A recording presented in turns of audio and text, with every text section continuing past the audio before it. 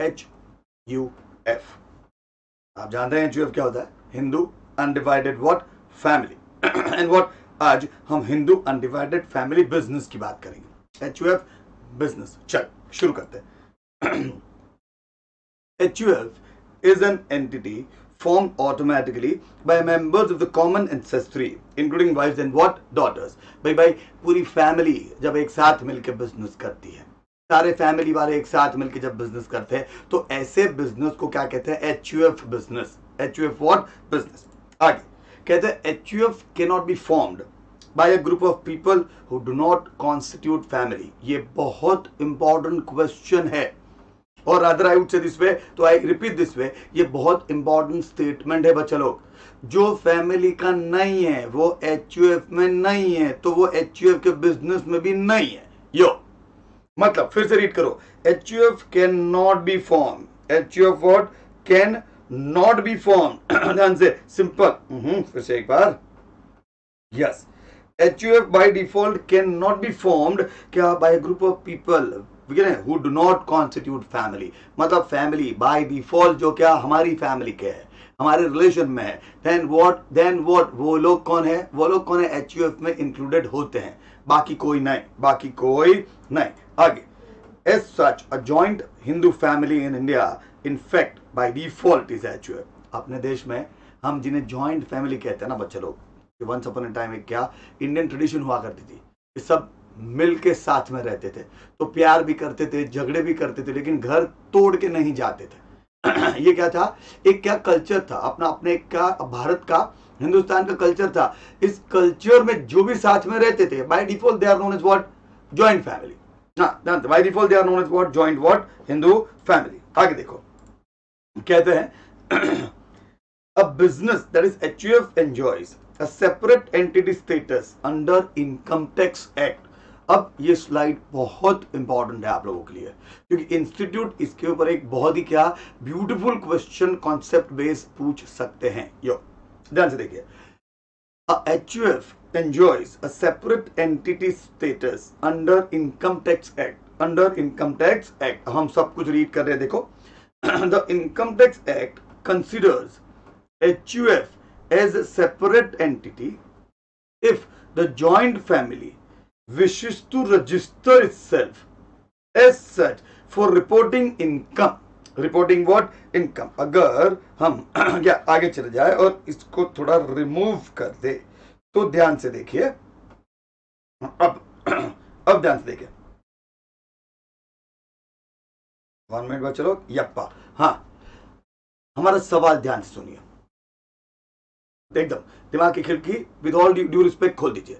सवाल यह है, HUF को कौन से इनकम के हेड के अंडर इनकम नहीं हो सकती? बच्चे बोलते हैं सर अब्बा डब्बा जब्बा। फिर से HUF को इनकम टैक्स के हिसाब से कौन से हेड के अंडर इनकम कभी नहीं हो सकती? इनकम कभी नहीं हो सकती। 90% सही आंसर नहीं दे पाते बिकॉज उनको पता नहीं होता, बाकी 10% आंसर सही देते हैं बट उनका रीजनिंग गलत होता है, उनका रीजनिंग गलत होता है। बट पहले ये समझो कि इनकम टैक्स के हिसाब से ऐसे कौन से हेड होते हैं जिसमें इनकम के ऊपर टैक्स लग सकता है। ये आप लोग इंटर में सीखेंगे, but I just touch the surface here for you all. That's it. कहते हैं जब हम इनकम टैक्स के हिसाब से कंप्यूटेशन ऑफ इनकम बनाते हैं, तो 5 हेड्स है बच्चे लोग। कितने हेड्स है बच्चे लोग? 5 क्या हेड्स है? ध्यान से समझिए। हाँ, पहला हेड है, इसे कहते हैं क्या? Income from salaries. Income from salary. मतलब जो भी कोई कहीं नौकरी करके सैलरी पा रहा है, तो उसकी इनकम, उसके सारे डिडक्शंस उनको इस हेड में मिलेंगे, बराबर है। दूसरा हेड है जिसे कहते हैं इनकम फ्रॉम हाउस प्रॉपर्टी। भाई हमारे पास एक से ज्यादा घर है और हमने वो घर भाड़े पे दिए हुए हैं, रेंट पे दिए हुए हैं, और हम रेंटल इनकम लेके क्या एंजॉय करते हैं, तो उस रेंटल इनकम को हम इनकम फ्रॉम हाउस प्रॉपर्टी में क्या टैक्स लगाएंगे, बराबर है।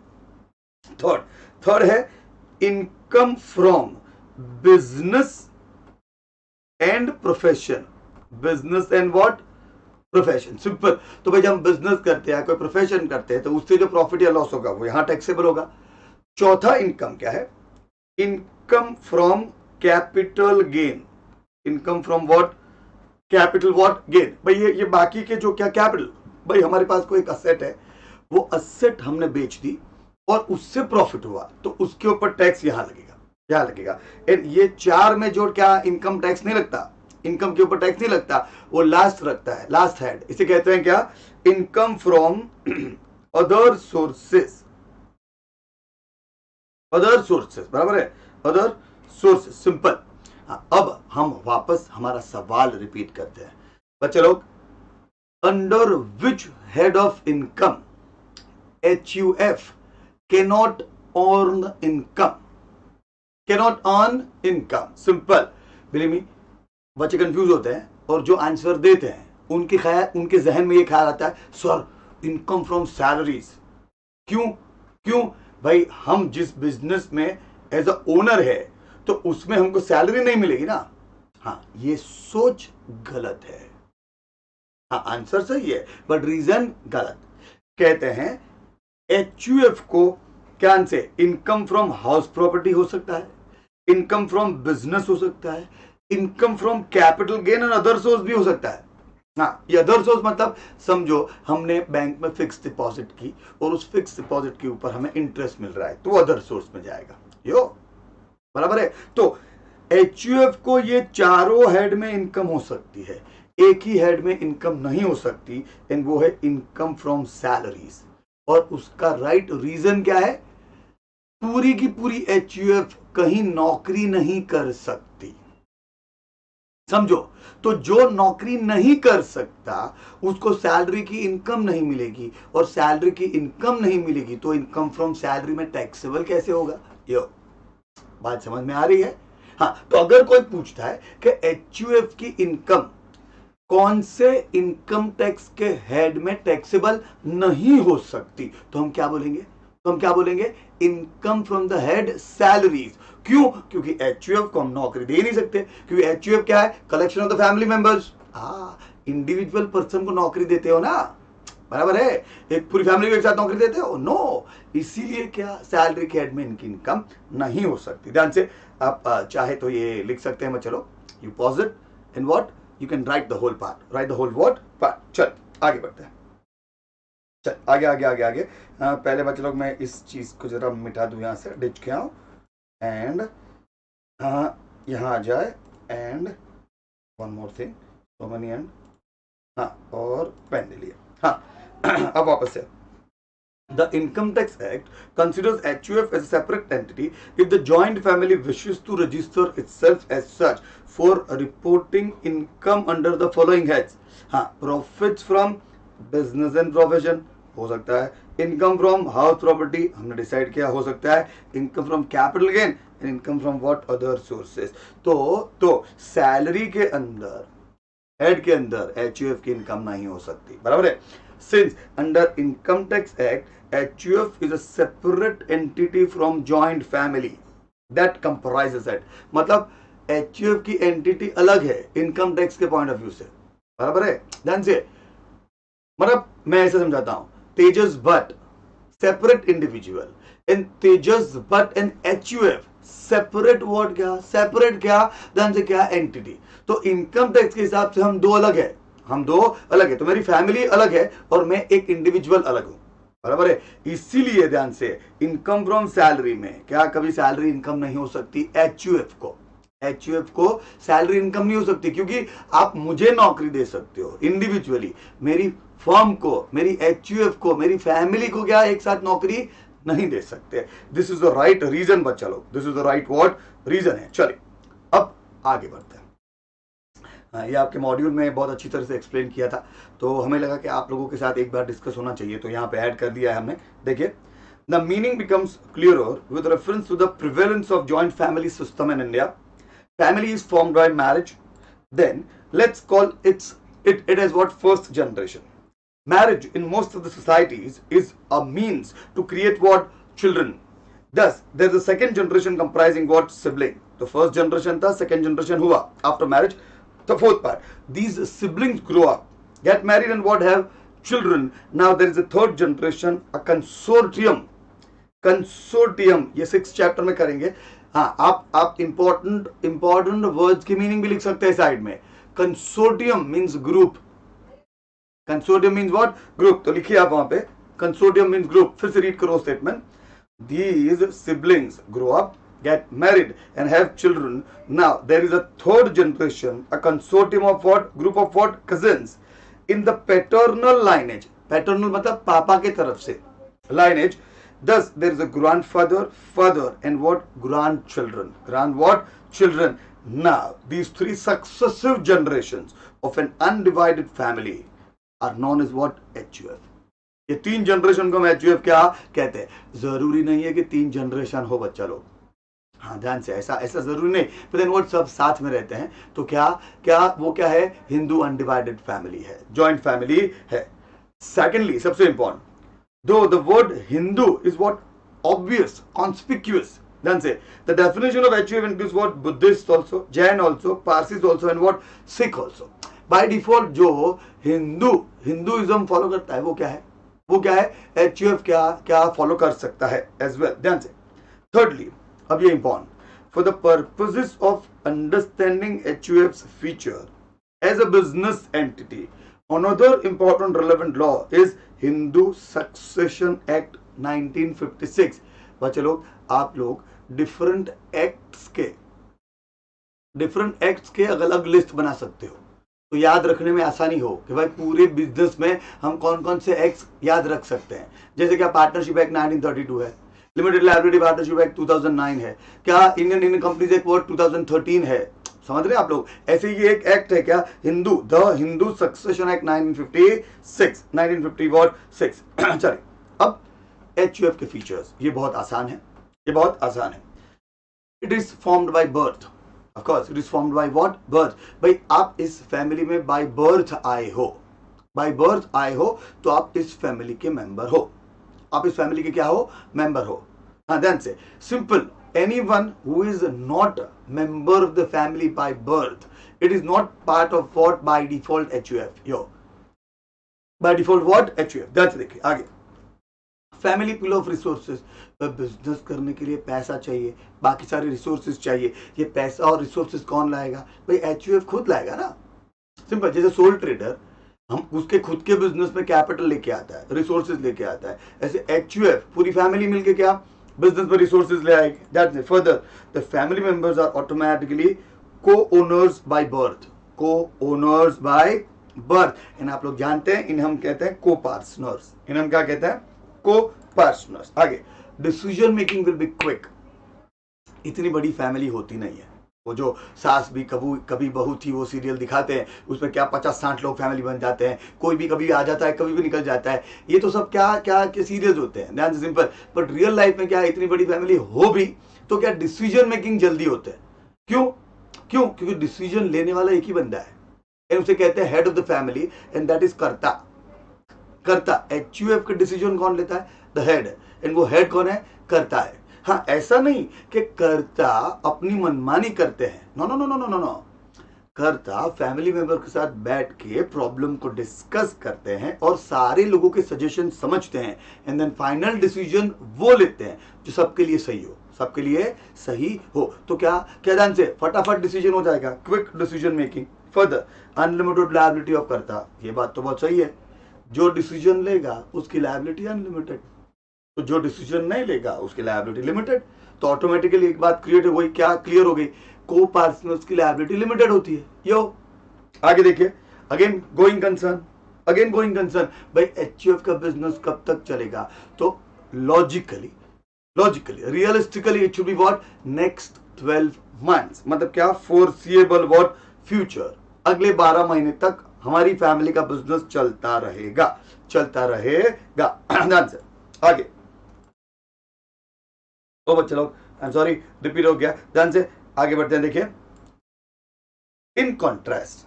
अब ध्यान से बच्चे लोग, ये मस्त है, ये टेक्निकल है. इन contrast, in a Muslim family, in a what Muslim what family, if sibling wish to associate in a business, they will have to do it what contractually, that is partnership agreement. कहते हैं Muslim family अगर HUF create करना चाहे तो partnership agreement sign कर ले, कोई problem नहीं है, कोई प्रॉब्लम नहीं है. कहते हैं the meaning of Hindu undivided family is defined what under Hindu law. According to this law, it is a family that consists of persons lineally descendant from what common ancestor, but अब ध्यान से, but unfortunately Muslim क्या friends are not allowed to form HUF as Muslims are not covered under Hindu laws. Are not under laws. But then what? अगर उनको business करना है, with all due respect क्या होता है, पार्टनरशिप कर लो, ज्यादा कंफर्म और क्या श्योर है, क्योंकि पार्टनरशिप में एग्रीमेंट तो होता है, पार्टनरशिप में एग्रीमेंट होता है ना. अब हिंदू फैमिली बिजनेस करो, उसमें कोई एग्रीमेंट होता है क्या? There is no agreement. भरोसे पे क्या पूरी बिजनेस चलते रहता है. एंड व्हाट भरोसा किसके ऊपर? इंटरनल मेंबर्स के ऊपर. इंटरनल मेंबर्स के क्या ऊपर? ध्यान से कहते हैं it is possible to start and expand large business. Of course ऐसा नहीं कि हिंदू अनडिवाइडेड फैमिली स्टेटस लेने के बाद हम बिजनेस ही करें, बट अगर हम बिजनेस करते हैं तो उसी फॉर्म में बिजनेस को बड़े लेवल पे एक्सपांड भी कर सकते हैं. मोर ओवर, सबसे important, the common pool of what capital may be utilized to diversify business in synchronization with what aspirations of the members of the successive generations of the family. अभी एक simple चीज कहते हैं, दादा ने business शुरू किया, एक लेवल तक ले गए, इसके बाद पापा ने बिजनेस को क्या एक्स्ट्राऑर्डिनरी लेवल तक क्या सक्सेसफुल क्या पहुंचा दिया, बट थर्ड जनरेशन है जिनको ये फैमिली बिजनेस में इंटरेस्ट नहीं है. हाँ, तो थर्ड जनरेशन कोई नया बिजनेस शुरू कर सकता है, एंड दैट नया बिजनेस के लिए कैपिटल कहां से आएगा? एचयूएफ से ही आएगा, एंड प्रॉफिट भी क्या होगा? उसी में शेयर होगा. तो ऐसा नहीं कि एचयूएफ बिजनेस मतलब एक ही बिजनेस किए जाओ जनरेशन के बाद. No, if they want to expand, if they want to diversify, they can logically realistically do it. उसमें कोई प्रॉब्लम नहीं. मेरी बात समझ में आ रही है? उसमें कोई प्रॉब्लम नहीं. बराबर है. ध्यान से चलिए आगे बढ़ते हैं. आगे क्या बढ़ते हैं? Advantages of what HUF. Family members may naturally join each other in the business. Of course, family members है, नेचुरली एक दूसरे के ऊपर क्या भरोसा करके क्या बिजनेस शुरू कर सकते हैं. In contrast, in Muslim family, if sibling wishes to associate in business, they will have to do it contractually, that is partnership agreement के साथ. आगे, it is possible to start expand large business. And again same point, you can what move on. ये advantage है और ये feature भी है. ये एडवांटेज क्या है? हम सेम बिजनेस को क्या एक्सपांड भी कर सकते हैं, और हम कोई नया बिजनेस अंडर एचयूएफ क्या वापस क्या फैमिली मेंबर्स के साथ शुरू भी कर सकते हैं. कोई प्रॉब्लम नहीं है, कोई प्रॉब्लम क्या नहीं. ध्यान से देखिए. अब डीमेरिट्स. अब क्या demerits? Ownership in family business is by birth rather than on status. ये सबसे इंपॉर्टेंट पॉइंट है बच्चा लोग. अगर पापा ने बिजनेस शुरू किया है और समझिए 3 बच्चे हैं, 3 बेटे हैं, तो तीनों बेटों को पापा के बिजनेस में शेयर मिलेगा. बराबर है. तीनों बेटे काबिल हो या काबिल ना हो, बिजनेस क्या करने आएंगे? बिजनेस करने आएंगे. समझो इस बात को. मतलब मैनेजर जो बिजनेस संभालता है, सी सिंपल, आप जब किसी नौकरी देते हैं या अपने बिजनेस में मैनेजर अपॉइंट करते हैं तो पहले आप उसकी काबिलियत देखते हैं ना, हाँ या ना? हाँ. एचयूएफ में ऐसा नहीं होता. When you are part of the family, you can join business even if आप काबिल हो या ना हो. हाँ, सिंपल. एंड ये सबसे बड़ा डिसएडवांटेज है. हाँ, एचयूएफ का सबसे बड़ा क्या है? डिसएडवांटेज है. बराबर है. आगे बढ़ते हैं. आगे क्या बढ़ते हैं देखिए. ध्यान से. Simple, unlimited liability. कर्ता की लायबिलिटी अनलिमिटेड, क्योंकि कर्ता फाइनल डिसीजन मेकर होते हैं, इसलिए. बराबर है. आगे चलिए. सिंपल सा क्या एक एमसीक्यू है. In case of HUF, what are the liabilities of co-partners and karta? Co-partners and what? Karta. कहते बोथ हैव अनलिमिटेड लायबिलिटी. गलत. दोनों के पास अनलिमिटेड लायबिलिटी नहीं है भाई. ध्यान से. तो पहला क्या? Cancel. Co-partners liability is limited while karta's liability is unlimited. ये आंसर है third. C karta's liability is limited while co-partners liability is what unlimited. ये भी कैंसिल हो गया. And both have limited liability. ये भी गलत है. तो ऑटोमेटिकली मेरा आंसर क्या बचा लोग? Co-partners liability is what limited and कर्ता's liability is what unlimited. अब next again tricky question. Liability of other co-partners are limited up to the extent of share except कर्ता, unlimited up to the extent of share except कर्ता, unlimited limited. समझे? बहुत simple है. भले दिखने में tricky लगता है ये क्वेश्चन, बट इतना ज्यादा क्या गोलमाल नहीं है. इजीली हम समझ सकते हैं कि को पार्टनर्स की लायबिलिटी क्या होती है? लिमिटेड होती है. कितनी लिमिटेड? जितना उनका पार्ट का एक्चुअल बिजनेस में शेयर है उतना. यो, मेरी बात समझ में आ रही है? ध्यान से. चलिए आगे बढ़ते हैं. आगे क्या बढ़ते हैं? हाँ, अब पार्टनरशिप के बारे में पढ़ते हैं, बट एक बढ़िया सा छोटा सा फटाक से 1 मिनट वाला ब्रेक लेते हैं एंड विल कम बैक. यो, चलिए.